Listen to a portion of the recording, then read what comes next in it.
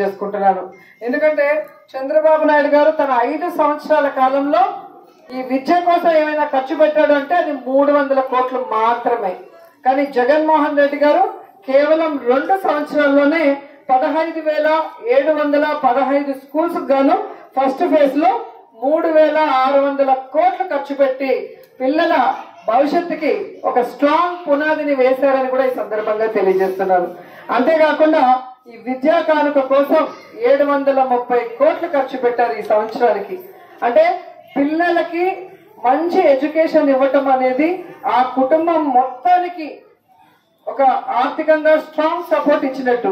ఎందుకంటే ఎప్పుడైతే పిల్లలు చదువుకొని ఒక మంచి ఉద్యోగంలో జాయిన్ అవుతారో అప్పుడు ఆ కుటుంబ కష్టాలన్నీ తీరుతాయని ఆయన భావించారు. కాబట్టి ఈరోజు కేజీ నుంచి పీజీ వరకు వాళ్ళకి అన్ని రకాలుగా అండగా ఉండటమే కాకుండా తర్వాత కూడా వాళ్ళు ఫీజు రియంబర్స్మెంట్ ద్వారా వాళ్ళు ఇంజనీర్లు కావాలన్నా డాక్టర్లు కావాలన్నా మొత్తం ప్రభుత్వమే భరించే విధంగా జగన్మోహన్ రెడ్డి గారు చర్యలు చేపట్టడం చూస్తుంటే నిజంగా చాలా హ్యాపీగా ఉంది.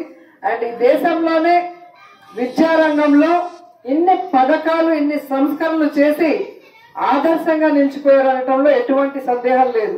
ఈరోజు అన్ని రాష్ట్రాల ముఖ్యమంత్రులు మన రాష్ట్రం వైపు చూస్తున్నారు.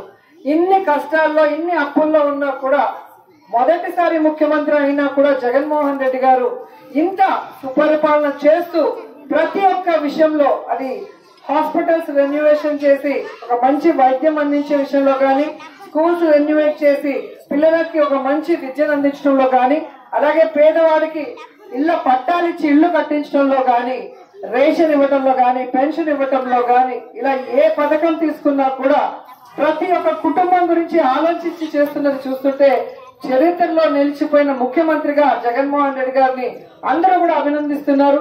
సో అలాంటి ముఖ్యమంత్రి మా రాష్ట్రానికి లేరే అని చెప్పి పక్క రాష్ట్రాల వాళ్ళు బాధపడుతున్నారు.